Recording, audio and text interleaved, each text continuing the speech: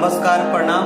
हम भोजपुरी गायक सुभाष राय कोरोना महामारी के देखते हुए एगो गीत सत्येंद्र सुहाना भैया लिख के भेजले बानी हमारे गावे खातिर। आप सबके बीच गावे की कोशिश करत तानी। उम्मीद बाटे आप सबके अच्छा लगे।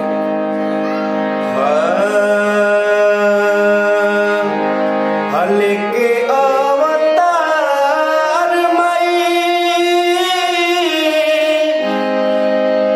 जल्दी से आई। हे माई अवतार लेके जल्दी आवा का भक्त होतरन कि लेके अवतार मई जल्दी से आई। वायरस कोरोना के मारी के भगाई। वायरस कोरोना के रउए भगाई। लॉकडाउन से रोवाताटे दुनिया जहान हो। तोहरे पलागल बाटे सबका त ध्यान हो।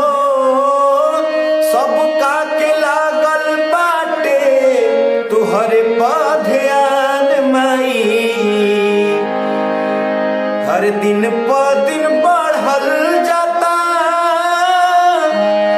रोज महंगाई। दिन पर दिन बढ़ल जाता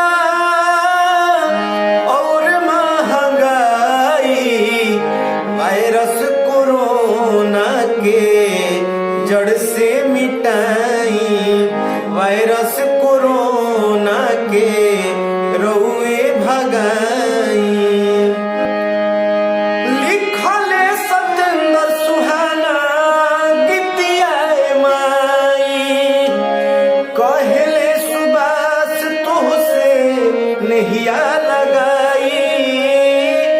कहले सुभाष आजू नहिया लगाई। जल्दी से आई माई देर ना लगाई। कि जल्दी से आई माई देर ना लगाई। वायरस कोरोना के मारी के भगाई। वायरस कोरोना के मारी के भगाई। लेके अवतार माई जल्दी से आई। कोरोना महामारी के रउए मिटाई। कोरोना महामारी के माई रउए मिटाई।